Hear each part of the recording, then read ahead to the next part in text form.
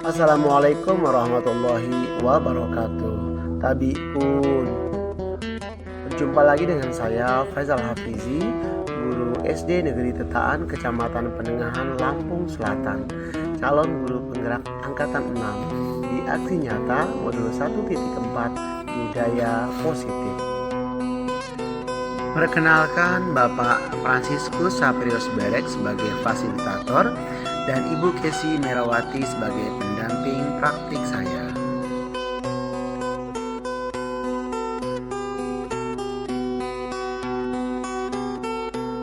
Latar belakang aksi nyata. Semua murid tidak suka dengan peraturan, apalagi aturan itu memberikan sebuah konsekuensi ataupun hukuman jika dilanggar. Oleh karena itu, dibutuhkan suatu budaya positif dalam pendidikan yang membuat murid merasa nyaman, bahagia, dan memiliki kesadaran serta tanggung jawab walaupun mereka melakukan kesalahan. Tujuan aksi nyata. Aksi nyata yang saya buat bertujuan untuk menumbuhkan budaya positif di sekolah dengan meyakini nilai-nilai kebajikan universal dan menciptakan murid yang merdeka, bertanggung jawab, serta disiplin diri yang kuat. Sedangkan tolak ukur aksi nyata yaitu terciptanya pembelajaran yang menyenangkan dan berpihak pada murid, terbentuknya keyakinan kelas oleh guru dan murid mampu menerapkan keyakinan kelas yang dibuat, dan terciptanya budaya positif di sekolah.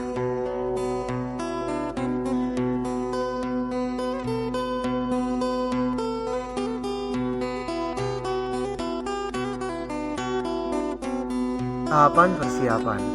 Pada tahap ini, saya melaksanakan perencanaan strategi penerapan aksi nyata, kemudian melakukan sosialisasi dan koordinasi dengan kepala sekolah dan rekan guru mengenai kegiatan penghimasan dan budaya positif demi kemajuan sekolah yang berprofil pelajar Pancasila. Yang kedua, tahapan pelaksanaan.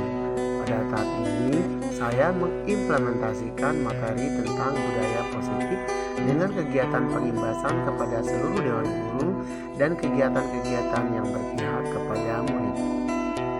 Sedangkan pada tahap refleksi, saya menuliskan pada jurnal mengenai pengalaman, perasaan, dan pembelajaran apa yang saya dapatkan selama proses aksi nyata.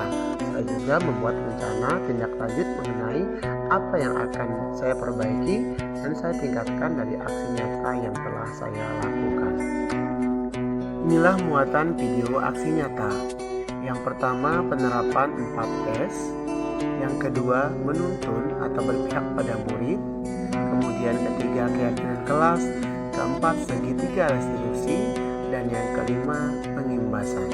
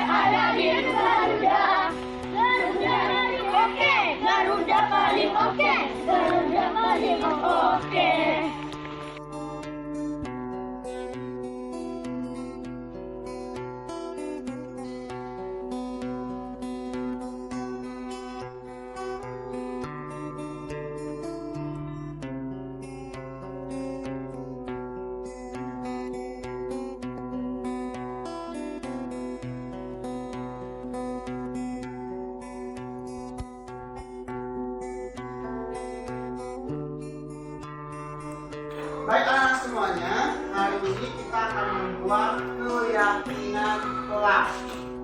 Apa itu keyakinan kelas?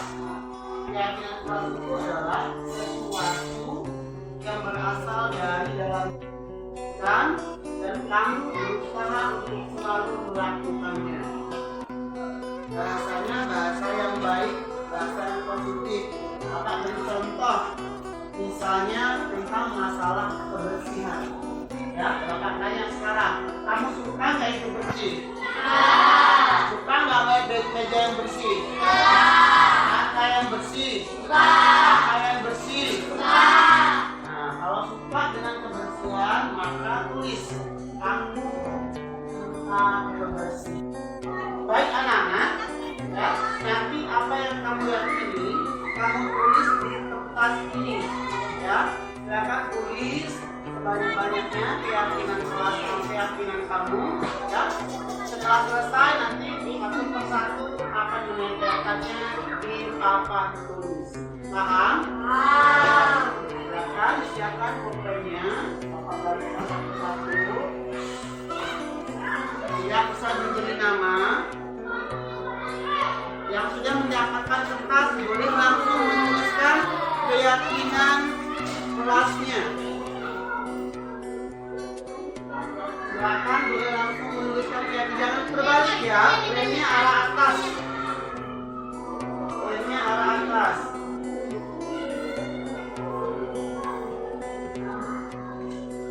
Silakan kamu tulis keyakinan kelasnya. Isi sampai sebanyak-banyak.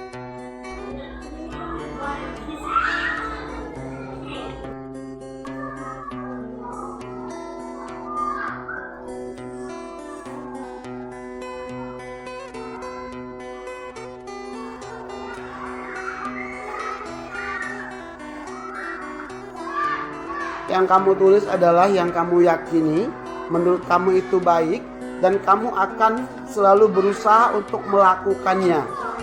Jadi kalau sudah diyakini, tidak ada lagi pengingkaran.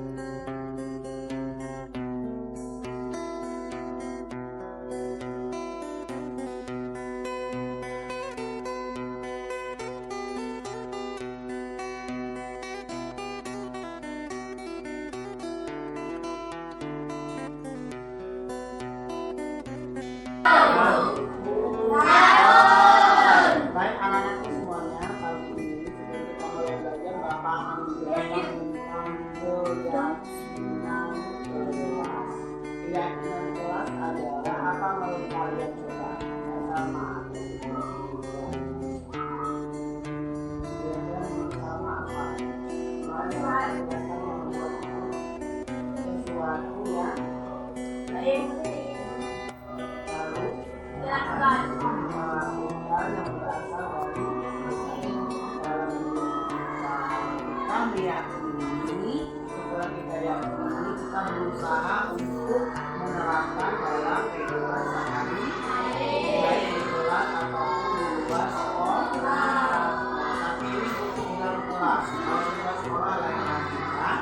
Ini namanya adalah keyakinan. Apa sudah kita buat kemarin, yang kamu tulis sesuai dengan apa yang kamu tuliskan itu sendirimu ya.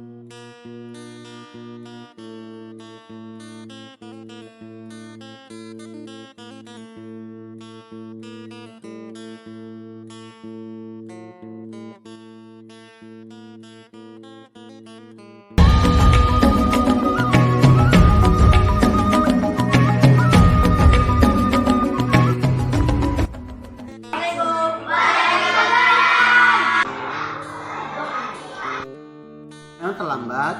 Iya, Pak. Baik nak, karena pelajaran sudah dimulai, Bapak persilakan Reno untuk duduk di tempat duduk. Tetapi nanti setelah istirahat, Reno menghadap Bapak ya. Iya, Pak. Terima kasih. Reno, Iya, Pak. Reno tahu kenapa Bapak panggil ke sini? Tahu, Pak. Karena pelajaran terlambat. Iya nak, semua orang pasti pernah melakukan kesalahan. Bapak pun juga sama. Bapak pernah terlambat dulu waktu sekolah. Tapi kalau Bapak dulu terlambat karena ban sepeda Bapak kempes. Kalau Reno, kenapa dia terlambat nak? Karena kesian, Pak. Saat disuruh norewan, lalu ketiduran. Itu hebat Reno, sudah bisa bangun pagi dan disiplin melaksanakan sholat subuh. Ngomong-ngomong, sholat subuhnya lagi apa di rumah nak? Pulang, Pak. Pintar sekali. Tapi karena Reno tertidur kembali, akhirnya Reno kesiangan deh. Nah, anak Reno, kira-kira apa yang sudah anak Reno lakukan itu melanggar keyakinan kelas kita tidak? Iya, Pak. Saya melanggar. Yang mana keyakinan kelas kita yang Reno langgar? Saya tidak disiplin waktu, Pak. Disiplin waktu itu penting atau tidak buat Reno? Mungkin, Pak. Baik, kalau penting, kira-kira apa yang harus Reno lakukan supaya dia terlambat lagi? Belajar subuh saya tidak tidur lagi, Pak. Reno, waktu selesai subuh itu kan sudah waktu yang panjang ya nak ya. Nah, supaya tidak mengantuk lagi, kira-kira kegiatan apa yang Reno lakukan? Menolong ibu Pak. Contohnya apa nak? Menjelaskan tempat tidur penyapuan masih diri Pak. Kalau Reno sudah bisa memperbaikinya dengan mengisi waktu luang untuk hal yang baik, kira-kira Reno mau jadi orang yang seperti apa? Saya mendengarkan sistem Pak. Oke, Bapak yakin Reno orang hebat, orang yang selalu berusaha untuk disiplin dalam hal apapun. Sepakat nak? Sepakat. Sekarang silakan Reno istirahat dan bermain. Terima kasih Pak. Sama-sama.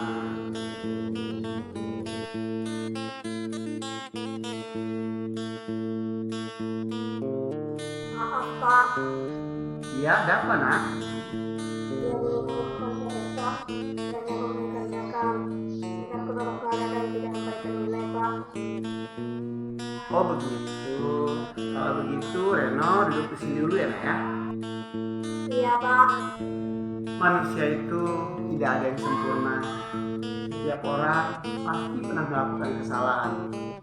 Misalnya di kelas kita, ada yang terlambat, ada yang tidak mengerjakan PR, bahkan ada yang bolos sekolah.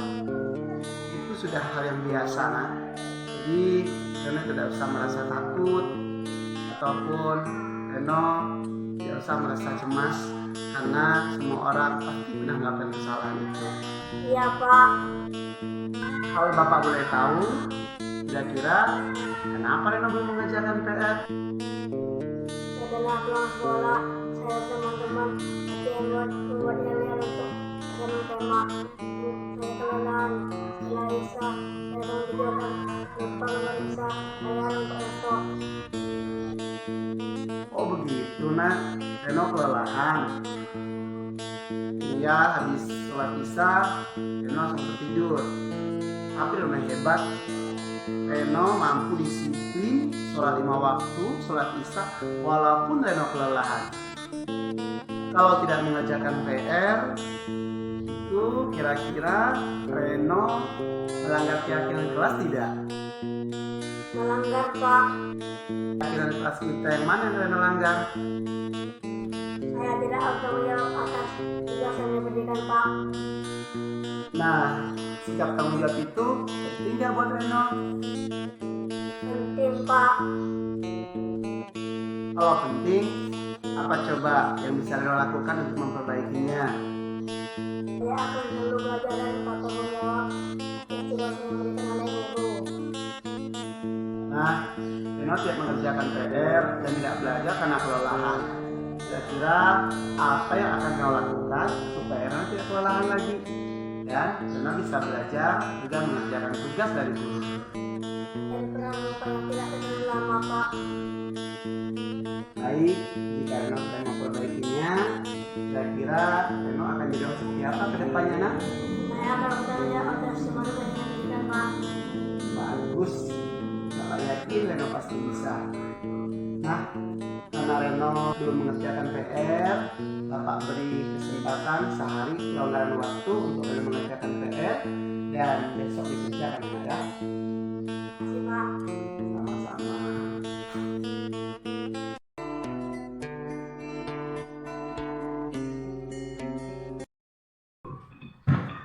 Baik, Assalamualaikum warahmatullahi wabarakatuh.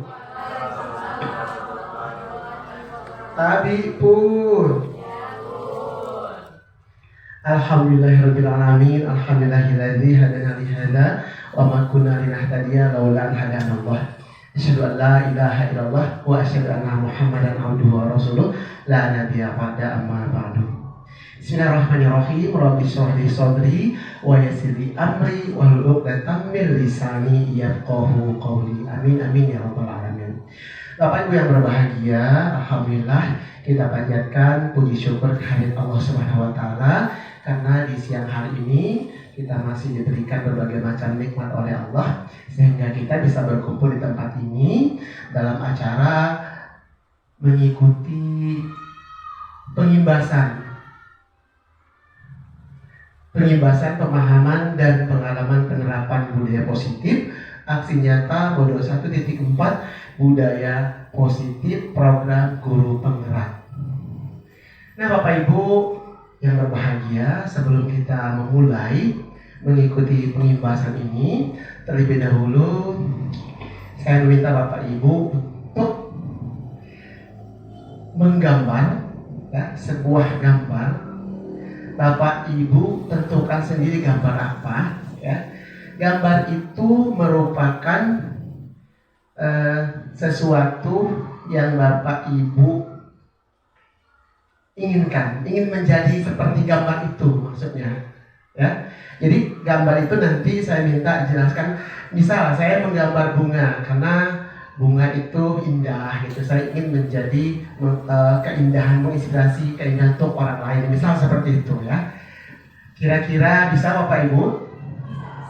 Ya silahkan sesuai dengan kemauan mau menjadi apa ya. Nanti saya minta mungkin beberapa orang saja untuk mengutarakan maksudnya ingin menjadi itu tuh apa maknanya. Silahkan Bapak Ibu. Nur, saya minta Bu Nur menceritakan ya kenapa memilih gambar itu, apa yang bisa dipetik dari gambar itu, yang mencerminkan itu. Bu Nur ingin seperti itu. Silahkan Bu Nur. Assalamualaikum warahmatullahi wabarakatuh. Waalaikumsalam warahmatullahi wabarakatuh. Baiklah, sini saya menggambarkan seekor burung. Jadi saya menggambarkan seekor burung ini. Saya kepengen menjadi Seperti burung. seperti burung. Ingin terbang bebas. Iya. Sekarang seperti lagi dalam kandang apa Bu Nur? Ingin seperti burung. Ya, tepuk tangan dulu buat Bu Nur. Bu Nur ingin bebas seperti hanya burung melihat dunia lepas. Iya. Pengen terbang. Iya, bagus ya Bu Nur. Setelah Bu Nur mungkin siapa lagi? Oke, silahkan Bu Fitri. Kita mau tahu Bu Fitri mau jadi apa ya? Boleh bentuk benda, boleh bentuk apapun. Silahkan Bu Fitri. Gambarnya seperti ini Pak. Iya, gambar apa itu? Gambarnya apa ya? Seorang wanita yang kalau di gambar animasi wanita soleha. Oh gitu, Masya Allah. Silahkan jelaskan. Kenapa saya memilih gambar seperti ini? Ini kan salah satu contoh dari seorang guru ya Pak ya. Seorang guru, salah satu kenapa saya memilih gambar seperti ini, contohnya seperti guru, karena guru itu kan salah satunya banyak ilmu. Ya, kalau punya ilmu, salah satunya kan ilmunya pengennya bermanfaat. Salah satunya diterapkan atau diinspirasikan sama anak-anak muridnya di kelasnya. Iya, tepuk tangan lagi. Bagus sekali ya, ingin menjadi teladan yang baik dengan menggambar sosok wanita soleha. Satu lagi Pak Oji, mungkin laki-laki sendiri, silakan Pak. Mic-nya tolong. Ya, kita mendengarkan Pak Oji ini mau menjadi seperti apa.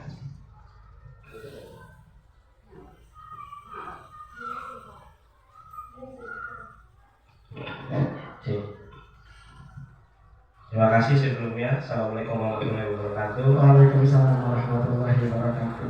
Ini saya gambar simpel, Pak Faisal. Saya cuma gambar garis lurus sedikit agak diagonal dengan anak panah di atas.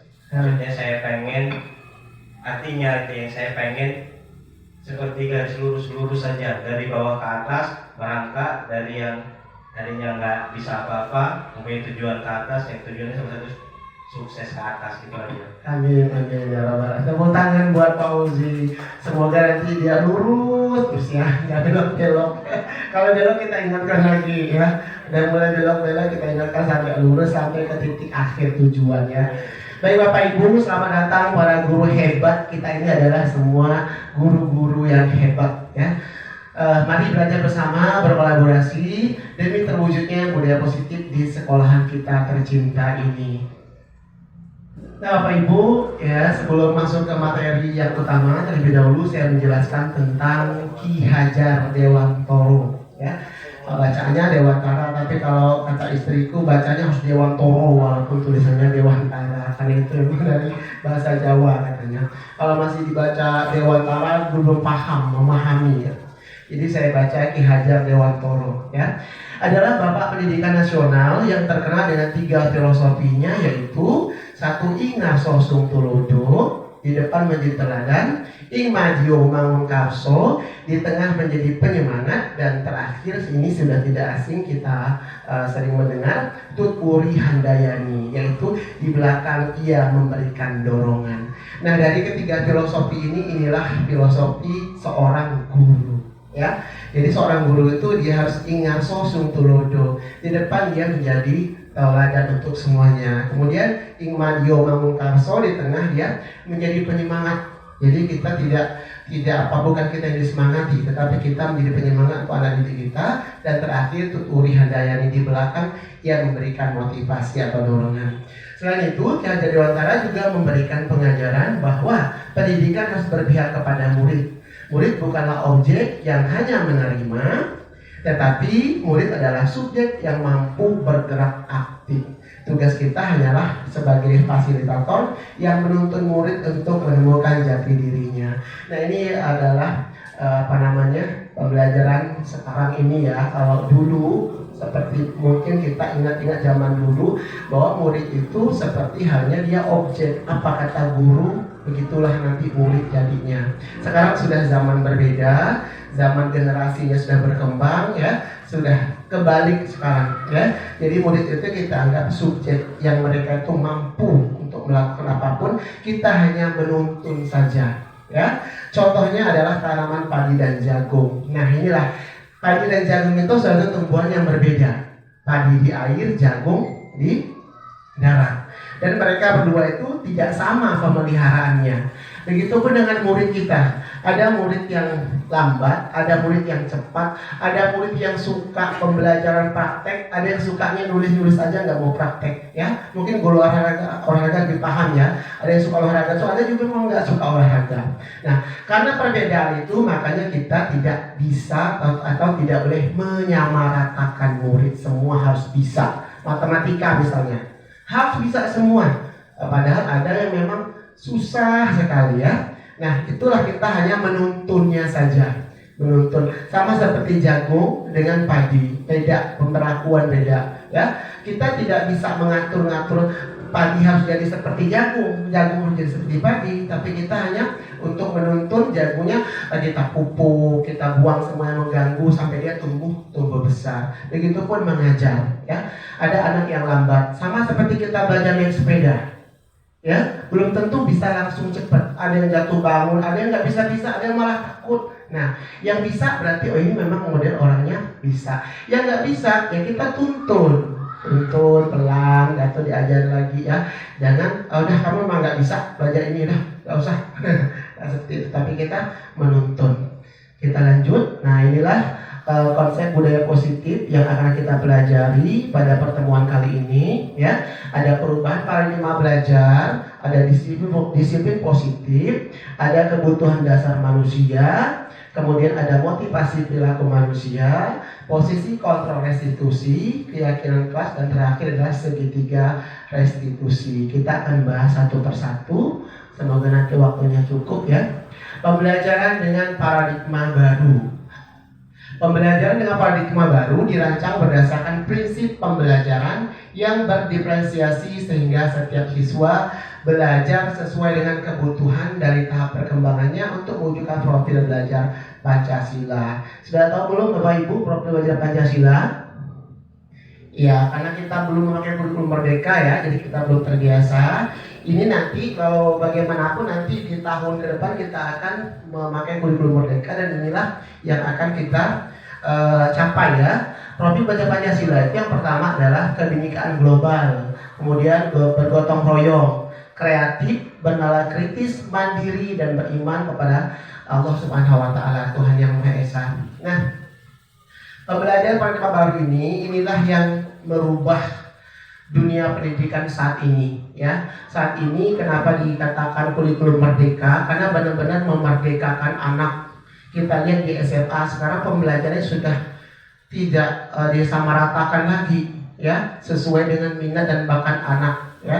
Ini nanti akan kita terapkan. Jadi nanti mungkin akan dihilangkan yang namanya ujian segala macam itu, lebih kepada minat anak, dan anak juga pembelajaran nanti berbeda-beda sesuai dengan kemauan dan minat dan bakat anak. Tidak kita seragamkan lagi. Kan nanti ke depan kita akan bacanya seperti itu.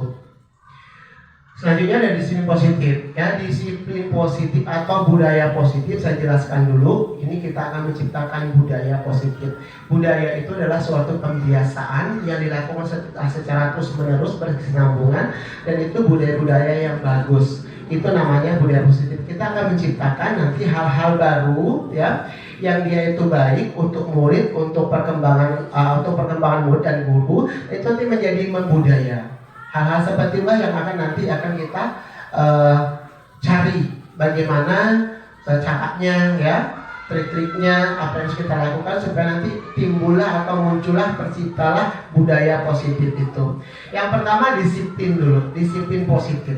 Dalam budaya kita, makna kata disiplin dimaknai sebagai sesuatu yang dilakukan seseorang pada orang lain untuk mendapatkan kepatuhan. Kita cenderung menghubungkan kata disiplin dengan ketidaknyamanan. Betul nggak ini Bapak Ibu?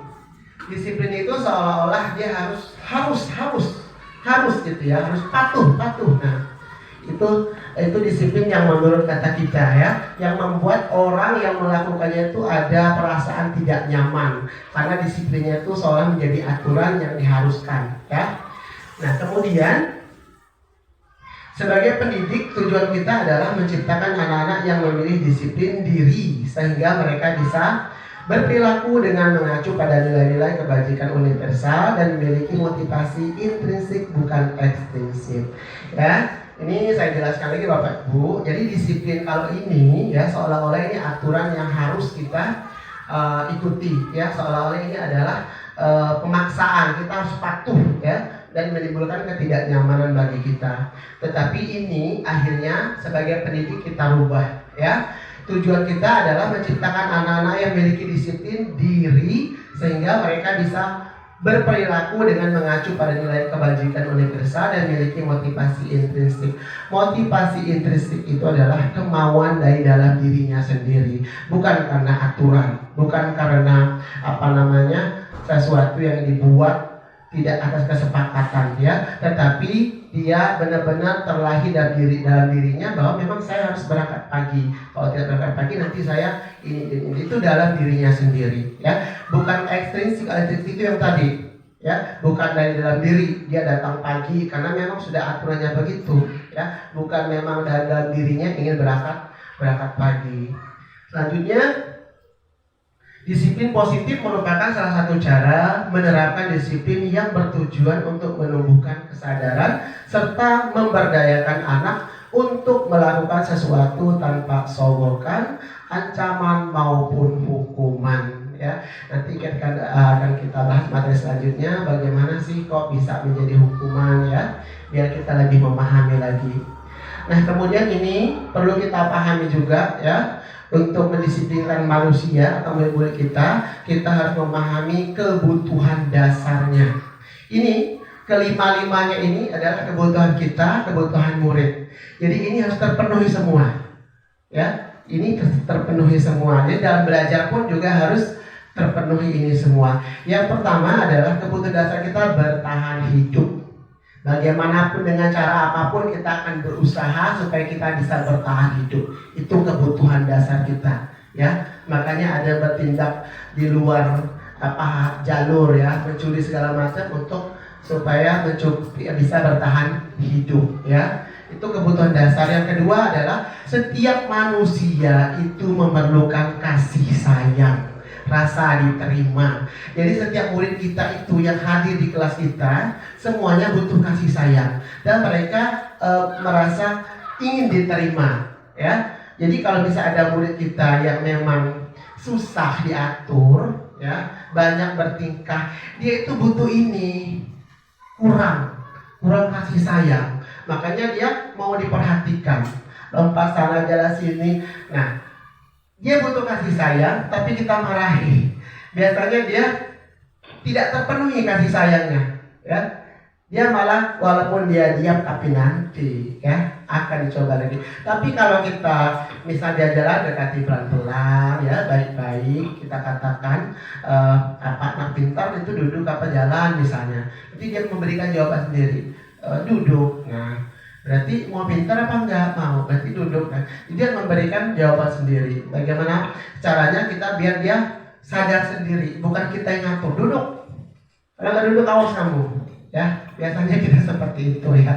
Kita rubah, nanti ada cara-caranya bagaimana merubah. Kemudian penguasaan. Ini kebutuhan kita juga. Bagaimanapun kita ini punya kebutuhan dasar, ingin berkuasa terhadap apapun, misalnya hal-hal kecil ya. Saya ingin ini itu kebutuhan dasar kita ya. Kemudian kebebasan. Tak ada satu orang pun ingin terbelenggu, semua ingin bebas seperti kata Bu Nur tadi. Ya, dimanapun kita, murid-murid juga seperti itu. Murid-murid itu tidak ada yang mau diatur terus. Mereka ingin bebas. Kalau misalnya kita kasih suruh, nak menggambar mobil harus, mau nggak mau, nggak harus bisa mobil, nggak bisa seperti itu. Kita bilang silakan menggambar, bebas terserah apa yang mau kamu gambar, terserah apa yang kamu sukai. Nah, jadi kita memang memberikan kebebasan. Jadi ada hak-haknya di situ. Sama ya, berpendapat juga sama. Ketika anak-anak kita ada permasalahan, bagaimana anak-anak kita beri kebebasan mereka untuk berpendapat. Karena memang sudah kebutuhan dasar manusia itu dia ingin bebas.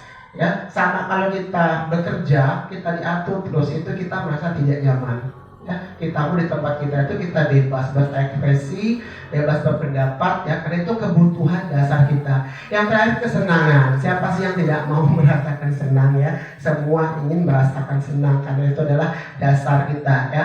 Kebutuhan dasar kita itu mendapatkan kesenangan. Nah, di sekolah, di kelas, murid-murid juga ingin mendapatkan kebutuhan itu, senang belajar ya. Bukan apa dipaksa, bukan segala, tapi mereka belajar dengan hati yang senang.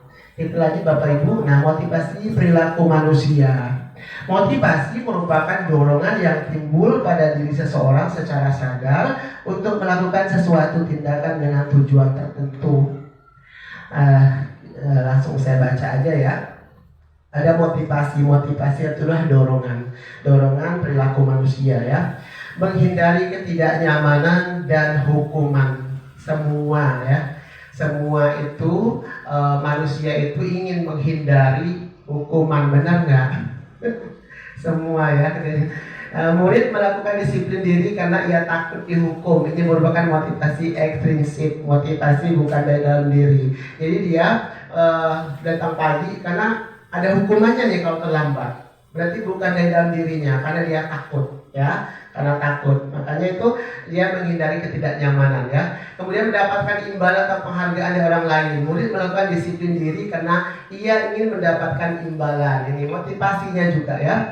Ini merupakan motivasi ekstrinsik juga. Jadi ada motivasi perilaku manusia yang akhirnya itu berakibat buruk karena motivasinya itu bukan dari dalam diri. Ya, yang pertama ini karena aturan, kalau nggak dikerjakan dia dihukum. Yang kedua ini karena dia mau dapat hadiah, makanya dia melakukan itu.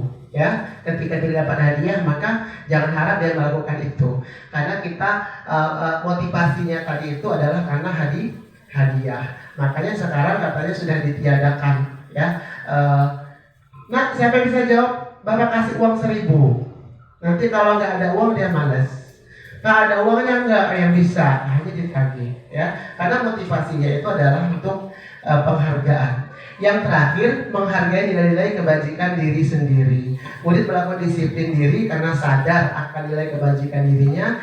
Ini yang harus kita terapkan ya. Motivasi ini ya yang harus kita terapkan. Jadi murid itu memang menyadari kebutuhannya.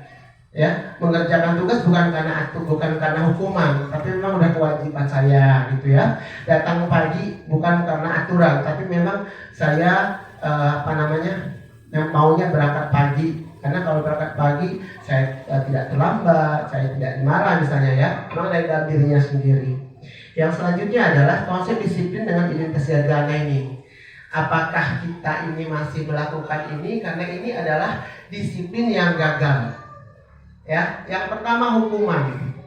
Kalau kita masih menghukum anak, maka berarti kita masih gagal mendisiplinkan anak. Ya, kenapa dikatakan gagal? Yang pertama, hukuman itu akan menyakitkan, benar nggak? Ya, apapun hukumannya itu, kalau kita yang jadi pelaku, yang jadi korban yang dihukum, maka itu akan menyakitkan. Contoh hukum, karena kamu terlambat, silakan kamu berdiri di yang bendera, berdiri sambil hormat selama 1 jam misalnya. Maka itu akan menyakitkan, ya. Tidak ada satu anak pun yang mau, ya, sebetulnya, ya. Yang kedua, tidak nyaman, tidak akan nyaman. Murid akan takut, benar, karena dihukum dia akan takut, memaksa, murid menyembunyikan, kemudian memiliki kesalahan, dan murid menjadi rendah diri, ya. Jadi kita mulai hari ini sedikit demi sedikit, karena kalau udah kebiasaan kita menghukum, apa-apa kita hukum. Padahal sebetulnya ini akan terjadi ketika kita menerapkan kepada murid, ya. Murid akan sangat tersakiti, tidak nyaman, ya, menjadi rendah diri. Kalau kita hukum keluar misalnya, dilihat sama ratusan teman-temannya, maka dia merasa tidak punya harga diri. Saya ini udah malu luar biasa. Jadi hukum kita itu membuat dia merasa rendah diri, ya. Kemudian ada juga cara mendisiplinkan orang dengan cara memberikan penghargaan, sama seperti tadi, ya. Nah, penghargaan itu tidak efektif, karena kalau tidak diberi penghargaan, tidak dikasih sesuatu, maka dia tidak akan mau lagi. Makanya penghargaan itu tidak efektif, ya. Kemudian akan merusak hubungan. Ada sifat iri. Ketika satu dapat penghargaan, dapat hadiah, satunya enggak, ada iri di situ. Kemudian mematikan kreativitas, anak jadi tidak kreatif, ya. Kemudian menghukum dengan sistem ranking, ini juga kenapa di kurikulum kita kemarin dihilangkan ranking, karena di situ akan membedakan seolah-olah yang ini pintar, yang ini enggak. Jadi yang enggak ranking itu merasa saya tidak pintar. Jadi ada di situ sistem ranking itu ternyata penghargaan yang menghukum, ya. Yang terakhir, merampas hak menghargai dirinya, ya. Dengan murid itu sebetulnya kalau dia tidak karena hadiah, ya, maka dia akan berpikir yang lain lagi, ya. Dia akan tidak mentok di situ. Tapi kalau karena hadiah setelah hadiah, udah dia enggak. Pokoknya saya mau mengerjakan ini karena hadiah, dikasih hadiah, udah dia tidak berkembang lagi gitu. Cukup hadiah saja yang diharapkan. Jadi kreativitasnya akan mati, ya, anak itu tidak kreatif lagi.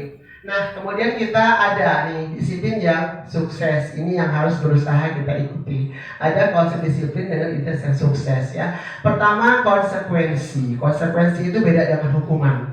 Kalau hukuman itu secara mendadak, datang terlambat, sana bersihkan WC. Tapi kalau konsekuensi itu sudah kesepakatan. Ya, datang terlambat, maka konsekuensinya misalnya itu sudah merupakan hasil kesepakatan, bukan secara mendadak, ya. Tapi kita lihat di sini konsekuensinya yang pertama adalah memang anak itu kuat, tetapi jangka pendek, tidak secara terus menerus akan bagus anak itu, ya. Konsekuensi. Kemudian perlu monitoring berkelanjutan. Kita awasi secara terus menerus kalau pakai konsekuensi ini. Kemudian stimulus respon, ya, dikasih motivasi dulu, baru dia akan bekerja. Murid menghormati peraturan, sangat menghormati peraturan sekali karena ada konsekuensinya, ya, yang menghargai peraturan. Kemudian kehilangan waktu untuk merenungi kesalahan, ya. Mereka tidak lagi merenung kenapa begini, enggak, karena mereka sudah dengan peraturan tadi ini. Kalau saya melanggar ini maka saya akan ini. Itu aja, ya. Tidak merenung, tidak banyak merenung lagi tentang kesalahan-kesalahan yang mereka lakukan. Dan ini yang terakhir. Yang terakhir ini restitusi. Ini adalah kata baru, tapi sebetulnya sih pelaksanaannya kita sudah melaksanakan, ya. Hanya istilah baru namanya restitusi. Kalau kita menerapkan disiplin dengan cara restitusi, inilah yang akan membuat anak itu menjadi disiplin dari dalam dirinya atau intrinsik tadi, ya. Kalau kita terapkan ini, maka murid bertanggung jawab untuk perilakunya, fokus pada penyelesaian masalah jangka panjang, murid menghormati gurunya dan orang lain, ya. Kemudian teori kontrol, dirinya memegang kontrol, murid semangat memperbaiki kesalahan. Bagaimana restitusi ini, ya? Biar lebih memahami, kita lanjut.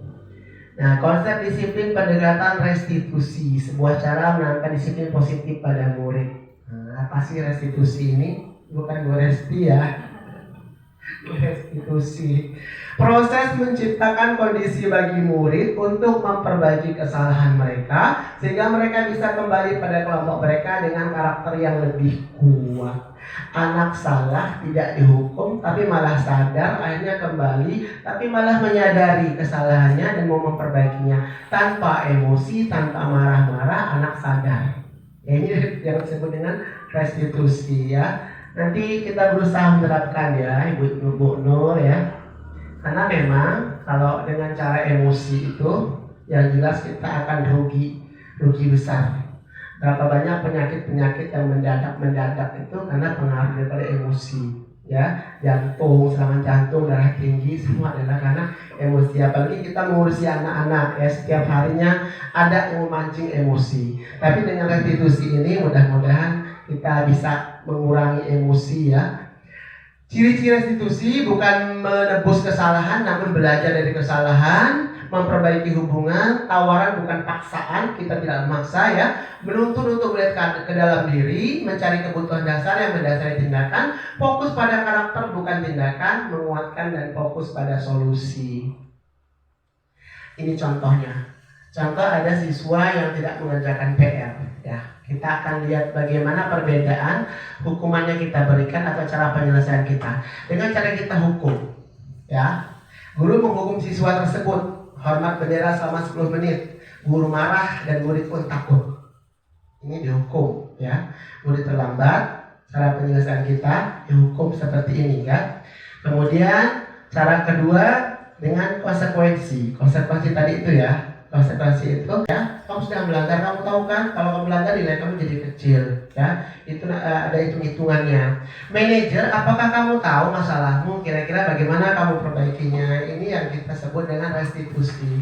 Jadi ini nanti yang akan kita ucapkan kepada murid yang bersalah. Kamu tahu nak kesalahan kamu, iya berantem ya, misal. Tahu nggak bagaimana caranya biar nggak berantem? Nanti dia nyari sendiri. Ini ya, sampai akhirnya dia memperbaiki kesalahannya sendiri. Yang selanjutnya adalah keyakinan kelas. Mengapa keyakinan kelas? Mengapa tidak peraturan saja? Kita kadang membuat peraturan, bukan keyakinan. Ya, sekarang harus dirubah. Bukan peraturan lagi, tapi keyakinan. Karena kalau peraturan ya akan ada konsekuensinya, ya terlambat. Ini konsekuensinya, tapi kalau keyakinan kelas tidak ada konsekuensi. Karena keyakinan itu adalah yang memang yang diyakini sepenuh hati, kemudian dia selalu berusaha untuk melaksanakan. Ya. Mengapa kita memiliki peraturan tentang penggunaan helm pada saat mengendarai motor? Ya, kenapa ini coba? Kenapa kita harus pakai helm? Untuk diri kita sendiri. Sudah nggak apa-apa itu cuma sedikit yang Coba kenapa saya tanya ya, kenapa kita harus memakai helm saat berkendaraan? Apa karena peraturan? Iya. Lebih kepada untuk diri kita sendiri. Saya pakai helm karena untuk keselamatan saya, bukan karena peraturan ini itu ya. Memang dari dalam diri. Mengapa kita memiliki peraturan tentang penggunaan masker dan mencuci tangan setiap saat? Ya, kalau kita hanya ikut aturan, ya itu bukan dari dalam diri, tapi kita pakai masker, mencuci tangan adalah untuk menjaga diri kita agar tetap sehat, ya terhindar dari penyakit. Nah, kegiatan buat keyakinan kelas, Bapak Ibu bisa melihat di samping saya. Ini adalah keyakinan kelas yang sudah kami buat, ya. Ini bukan saya yang membuat, tetapi ini adalah hasil dari anak-anak itu sendiri, ya. Pertama, saya jelaskan dulu tentang misal kebersihan, ya. Jelaskan dulu arti kebersihan, kenapa sudut bersih sampai anak memahami. Akhirnya mereka menulis sendiri, saya cinta kebersihan. Kalau sudah mereka menulis sendiri seperti itu, maka mereka meyakini apa yang mereka tulis, sehingga mereka tidak suka melihat sampah karena mereka sudah meyakini cinta dengan kebersihan, ya. Dituliskan setelah mereka diberi penjelasan pemahaman, mereka tuliskan di kertas dan akhirnya mereka menempel. Itu hasilnya, ya. Dan dari situlah saya mengambil kesimpulan ada berapa hal poin-poin hasil anak yang mereka yakini. Untuk supaya diingat terus-menerus, maka saya pajang besar-besar di situ. Dan setiap hari mereka harus membaca itu biar mengingat akan keyakinan mereka. Karena kalau tidak diingatkan, ya kadang-kadang lupa walaupun sudah diyakini. Ya, kemudian cara seperti ini juga. Ini penerapan supaya mereka mengingat akan keyakinan kelas. Di sini disebutkan bahwa mereka itu harus bertanggung jawab, harus jujur, harus disiplin. Nah, bisa dipraktekkan dengan ini. Ya, ini ketika mereka pulang ini masuk semua. Ya, disiplinnya di sini, disiplinnya mereka akan berusaha untuk mengisi nomor-nomor awal karena ini diisi sesuai dengan jam mereka datang. Jadi kalau yang isi 20 ini dipertanyakan karena dia datang belakangan, ya. Jadi ini sudah mulai tidak disiplin. Kalau disiplin dia akan berusaha untuk mengisi lebih awal. Kemudian tanggung jawab bagi yang piket harusnya dia di sini, ya.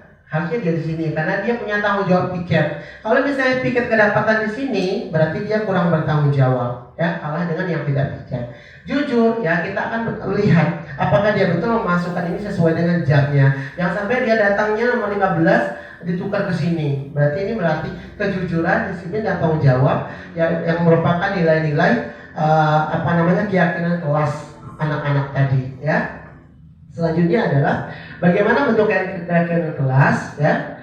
Ini lebih abstrak dari peraturan berupa pernyataan universal dibuat dalam bentuk positif sedikit saja agar mudah diingat sesuai dengan kondisi kelas dan melibatkan guru dan murid. Nah itu maksudnya itu kata-katanya nggak usah banyak-banyak, ya. Kalau kita peraturan jangan sampai terlambat, kalau ini banyak. Nah kita cuma disiplin waktu dan itu aja misalnya, ya. Disiplin, tanggung jawab, ya. Aku selalu bertanggung jawab, sudah. Aku selalu berkata jujur, sudah. Jadi kata-katanya sudah kesepakatan.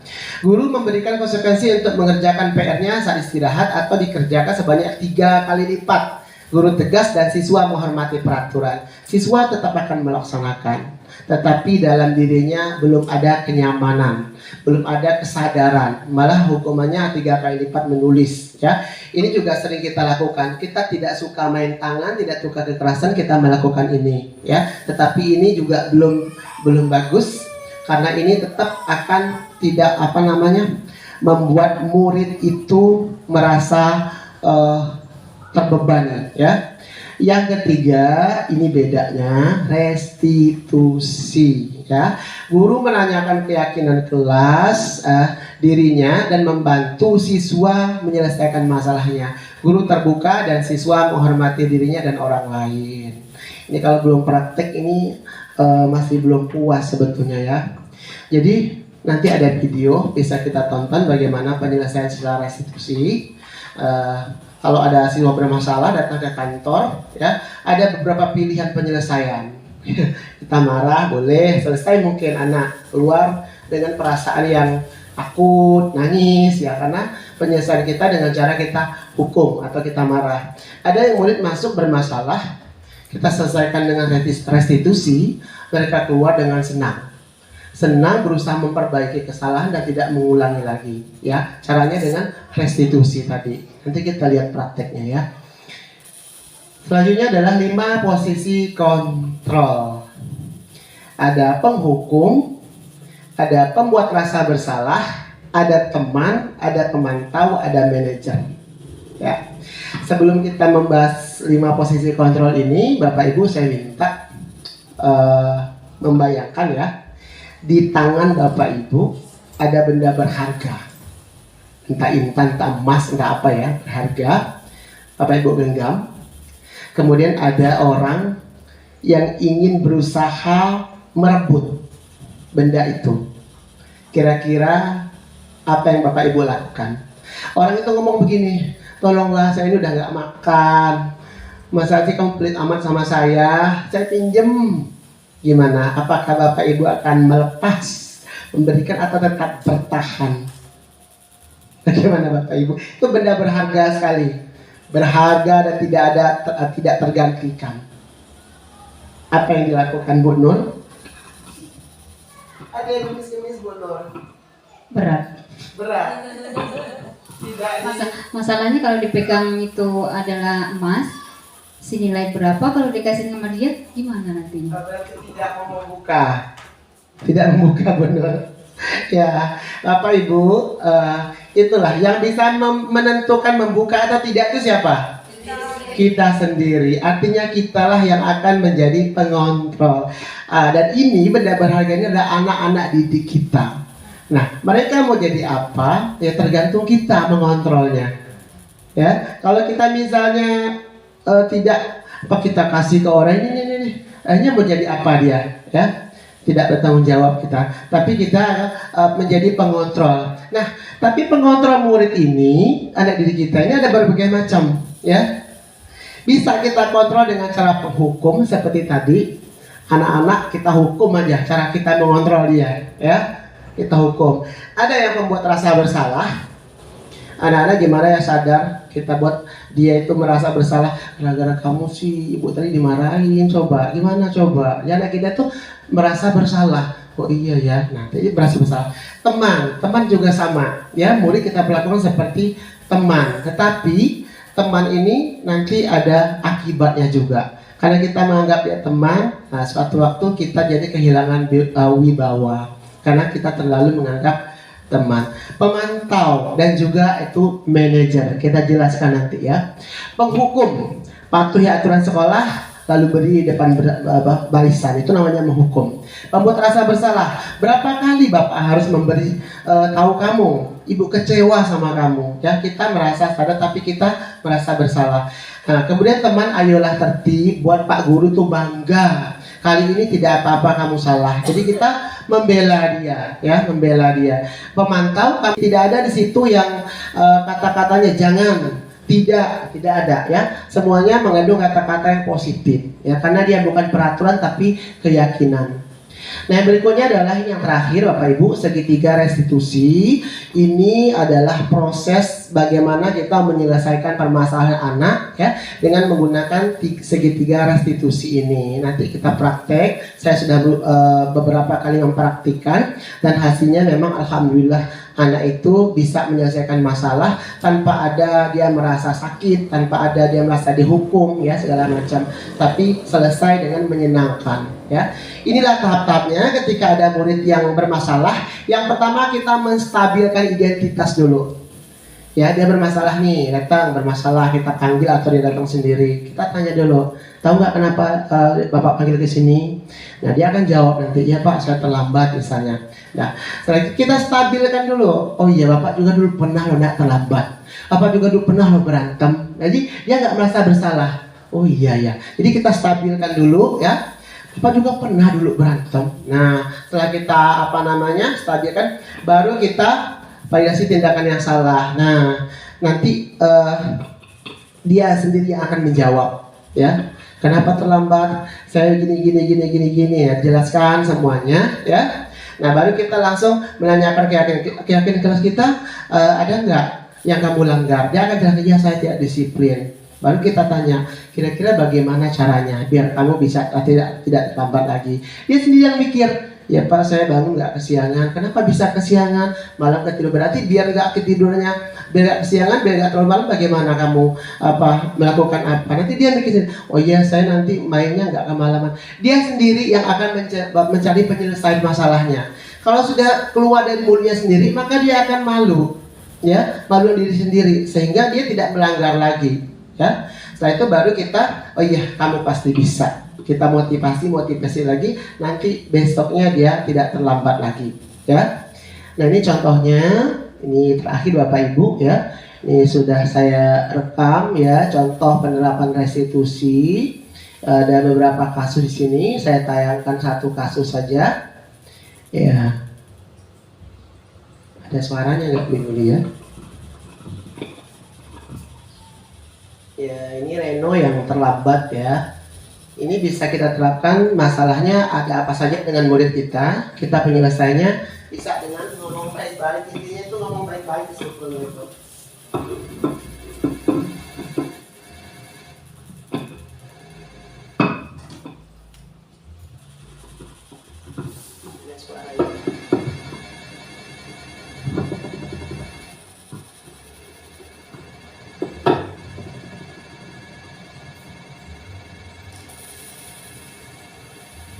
Oke, sudah, terima kasih. Nanti videonya ya ada di sini sebentar.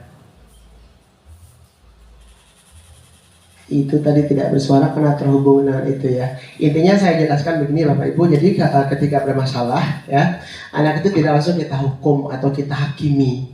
Kebanyakan kita kalau bermasalah di kantor kita hakimi semua ya, seolah kita ini hakim yang menyelesaikan masalah. Makanya kamu ini, padahal tidak seperti itu ya. Kita kembali ke masa-masa PAUD mungkin ya, mereka menyelesaikan masalah dengan dikomunikasikan. Tanya baik-baik dulu, kenapa anak terlambat? Nah, udah nanti biarkan dia bercerita dulu. Saya gini-gini. Nah, kira-kira biar tidak terlambat bagaimana caranya, coba gitu. Nanti dia mengutarakan sendiri, oh saya nggak ini. Nah, akhirnya bisa menyelesaikan masalah, dia tidak kena marah, dia kembali duduk dengan tenang, ya. Akhirnya masalahnya pun selesai. Nah, itu Bapak Ibu yang yang saya sampaikan untuk pada kesempatan kali ini tentang permasalahan budaya positif. Semoga kita semua bisa mengambil pembelajaran dan menerapkan apa yang kita bisa, sehingga budaya positif itu tercipta di sekolah kita menjadi lebih baik lagi, gurunya semuanya sabar-sabar ya. Ini sebetulnya adalah budaya positif ini kalau dengan kedisiplinan itu adalah guru sabar. Karena tidak akan tercipta budaya positif itu kalau gurunya masih emosian. Ini kita berlatih biar menjadi guru-guru yang sabar menghadapi berbagai macam ulah tingkah pola anak-anak kita. Selesaikan permasalahannya dengan komunikasi yang baik dengan anak, dan biarkan anak yang mencari solusinya sendiri tanpa kita mengeluarkan energi yang banyak dengan marah-marah, dengan membuang waktu-waktu kita dan menimbulkan berbagai macam penyakit dalam diri kita ya kan. Anak-anak itu menyelesaikan sendiri, namanya adalah restitusi. Sekarang saya meminta Bapak Ibu guru membuka sesi pertanyaan, 1 atau 2 pertanyaan saja ya, karena mungkin waktu kita tidak banyak. Silakan Bapak Ibu, ada yang mau bertanya? Ya Bu Lia, silakan Bu.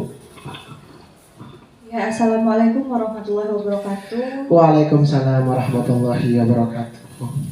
Saya mau bertanya Pak, bagaimana cara mengatasi anak yang belum bisa membaca tapi dia sudah kelas tinggi gitu? Oh, ini permasalahan kita ya. Ya. Udah itu aja ya Bu Lia. Baik, saya berusaha untuk menjawab. Atau sebelum saya menjawab, kita sama-sama belajar ya Bapak Ibu ya. Saya bukan orang yang bisa sama, kita sama-sama belajar. Mungkin sebelum saya menjawab, ada yang mau berpendapat bagaimana caranya? Itu langsung saya. Baik Bapak Ibu, di setiap waktu kita selalu menemukan ada anak-anak seperti tadi belajar naik sepeda, ada yang langsung bisa, ada yang jatuh bangun, bahkan ada yang memang udah takut segala macam sampai mau lulus pun masih belum bisa naik sepeda, sampai mau lulus pun masih belum bisa membaca. Ya, jadi di materi selanjutnya mungkin ya, untuk selanjutnya ada namanya berdiferensiasi. Pembelajaran berdiferensiasi itu pembelajaran yang kita berbeda-beda ya. Penerapannya itu tergantung kemampuan dan minat anak. Jadi anak yang memang belum bisa membaca tidak bisa dia digabung dengan anak-anak yang sudah lancar membaca. Dia akan stres luar biasa. Kasih soal, suruh kerjakan, dia belum bisa baca.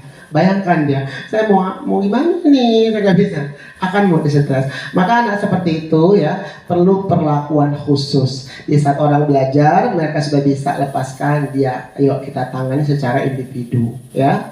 Dan memang anak seperti itu kita cari dulu latar belakangnya. Ada memang anak yang lambat itu memang prosesnya lama, dan itu pun penanganannya juga harus konsisten secara terus menerus. Setiap hari kenalkan A, besoknya B, jangan pernah bosan sampai akhirnya dia bisa. Dan memang anak seperti itu butuh kerjasama yang baik dengan keluarga di rumah. Bukan cuma kita yang mengajari, orang tua juga ikut bekerja sama. Kalau perlu panggil orang tuanya, kita sama-sama bekerja sama. Biar di rumah juga dibimbing, di sekolah dibimbing juga. Dan memang seperti itu ya, selalu ada di setiap tahunnya murid-murid kita yang seperti itu. Itulah ladang amal kita ya. Kalau sampai dia bisa lulus, berhasil bisa membaca karena kita, ketekunan kesabaran kita, mudah-mudahan itu menjadi ladang pahala. Tetapi ingat, anak seperti itu dihadirkan di hadapan kita, itu adalah amanah. Jangan sampai kita cuek-cuek saja sampai naik kelas tidak ada bekasnya bagi kita. Sama saja Allah nih. Yang lainnya misalnya emas biasa lah. Sama Allah ditaruh yang paling berharga satu, paling bersinar. Ini orang yang gak bisa baca nih. Kita ambil nggak itu? Kita pelan-pelan sampai nanti kita dapat pahala terbesar dari anak itu ternyata gitu. Yang udah kita pinter itu cuma memberikan sedikit. Kita kasih dia udah ngerti. Nah ini peluang kita mau masuk surga dengan anaknya apa enggak gitu. Kalau kita tidak cuek, kita perlahan-lahan ayo ajari, butuh waktu. Kadang-kadang kita luar sekolah masih ngurusin anak itu. Kita belikan apa gitu ala usaha kita, insya Allah itu jadi ladang pahala. Masalah dia nanti bisa apa tidak itu urusan Allah. Karena memang yang membuat kecerdasan itu juga bukan atas kemauan kita ya. Ada kadang-kadang kita sudah berusaha semaksimal mungkin, ternyata memang masih. Hari ini dia bisa A, B. Ketika kita ajarkan C, tanya A lupa lagi, B lupa lagi. Ya udah itu urusan Allah. Tapi kita berusaha terus. Itu ladang pahala. Jangan sampai nanti ke kelas kita nggak kita hiraukan. Nanti kelas yang baru dengan guru yang baru juga sebodoh amat. Pusing saya ngurusin kamu. Pinter-pinter aja. Ya sampai naik kelas terus sampai terakhir masih belum bisa apa-apa. Berarti kita lewat kartu ladang pahala. Ya, anggap saja seandainya gitu ya. Itu jadi kita. Ya, kita tidak merasa dalam hatinya, Bu tolong sih Bu, saya ini belum bisa, diajarin dong. Tapi kita tidak peduli gitu. Nah seandainya kita memang jadi ininya, oh ya kita dekati, maka dia suatu hari nanti dialah yang akan menyelamatkan kita. Oh ibu itu bagus. Ada orang-orang yang tadinya diem, gak bisa ngomong, karena ada gurunya yang kreatif, didekati, diajak ngobrol, sampai akhirnya dia bisa menjadi orang yang cewek gitu, bisa ngomong ke sana kemari, temennya banyak, padahal sebelumnya diem aja nggak ada suara sama sekali. Ya, ini adalah murid kita, titipan Allah buat kita, amanah buat kita, dan kita selalu meyakini bahwa siapapun yang hadir di kelas kita adalah anak-anak kita, mau dengan apapun kondisinya, ya. Tapi kita berusaha untuk tidak membeda-bedakan, ya, beda-bedakan. Semua ada pahala untuk kita, karena itulah guru. Ya, guru bukan mentransfer ilmu, tapi guru itulah pendidik anak-anak. Mungkin itu saja dari saya, satu pertanyaan. Terima kasih atas perhatiannya. Mohon maaf atas segala kekurangan. Mudah-mudahan kita bisa menerapkan apa yang sudah kita dapat ya, dan kita akan sedikit demi sedikit merubah diri, menyadari tanggung jawab sampai kita mendapatkan keberkahan dari pekerjaan kita sebagai guru ya. Saya mohon maaf jika ada kekurangan. Saya akhiri, billahi taufiq wal hidayah. Wassalamualaikum warahmatullahi wabarakatuh.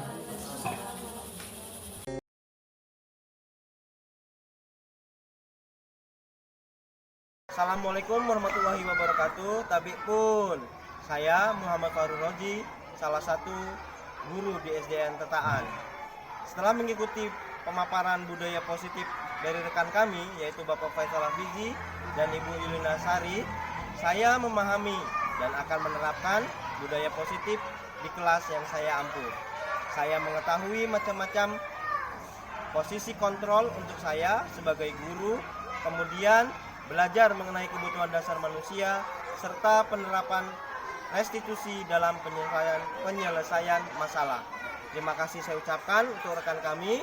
Semoga sukses karena sudah memberikan pelajaran yang berarti. Terima kasih. Wassalamualaikum warahmatullahi wabarakatuh. Bismillahirrahmanirrahim. Assalamualaikum warahmatullahi wabarakatuh. Tabipun, perkenalkan nama saya Nur Aini. Saya adalah salah satu guru SDN Tetaan. Setelah mengikuti desimilasi budaya positif oleh calon guru penggerak yakni Baplina Sari, banyak pembelajaran yang saya dapatkan mengenai penerapan budaya positif, posisi kontrol saya sebagai guru, serta penerapan restitusi untuk menyelesaikan masalah siswa di kelas. Semangat untuk Bapak Faisal Hafizi dan Ibu Yulina Sari. Insya Allah kelak saya akan mengikuti kalian untuk menjadi guru penggerak Kabupaten Lampung Selatan. Terima kasih. Wassalamualaikum warahmatullahi wabarakatuh.